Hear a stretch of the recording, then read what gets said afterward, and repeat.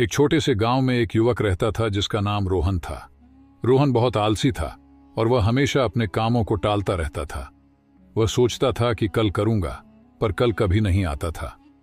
रोहन के माता पिता ने उसे बहुत समझाया, लेकिन वह नहीं मानता था। वह सोचता था कि उसके माता पिता उसे परेशान कर रहे हैं, लेकिन वास्तव में उसके माता पिता उसके लिए चिंतित थे। रोहन के पिता एक किसान थे और उन्होंने रोहन को खेती की कला सिखाई थी, लेकिन रोहन ने कभी भी खेती में रुचि नहीं ली। वह हमेशा सोचता था कि खेती एक मुश्किल काम है और वह इससे दूर रहना चाहता है। एक दिन रोहन के पिता ने उसे एक खेत दिया और कहा कि तुम इस खेत में फसल लगाओ और अपना जीवन सुधारो।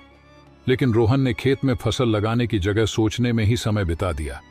जब फसल लगाने का समय आया तो रोहन ने कहा कि कल लगाऊंगा, लेकिन कल कभी नहीं आया। इस तरह रोहन का खेत खाली रह गया और उसके पिता को बहुत दुख हुआ। एक दिन रोहन के पिता ने उसे एक कहानी सुनाई। कहानी यह थी कि एक छोटा सा पौधा था जो आलसी था। वह पौधा हमेशा सोचता था कि कल बड़ा हो जाऊंगा, लेकिन वह कभी बड़ा नहीं हो पाया। रोहन को यह कहानी बहुत पसंद आई और उसने सोचा कि वह अपने आलस को छोड़ देगा। उसने अपने खेत में फसल लगाई और मेहनत की। कुछ समय बाद रोहन का खेत हरा भरा हो गया और उसने बहुत सारी फसल प्राप्त की। रोहन ने सीखा कि आलस हमें कभी सफल नहीं बना सकता है। हमें अपने लक्ष्यों को प्राप्त करने के लिए मेहनत और लगन की आवश्यकता होती है। रोहन ने अपने जीवन में एक नई शुरुआत की और वह एक सफल किसान बन गया।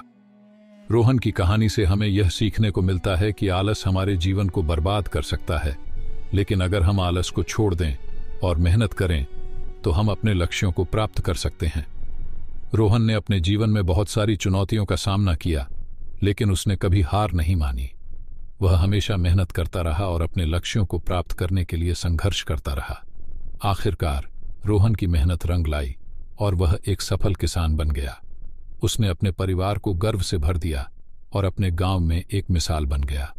रोहन की कहानी से हमें यह सीखने को मिलता है कि आलस हमारे जीवन को बर्बाद कर सकता है, लेकिन अगर हम आलस को छोड़ दें और मेहनत करें तो हम अपने लक्ष्यों को प्राप्त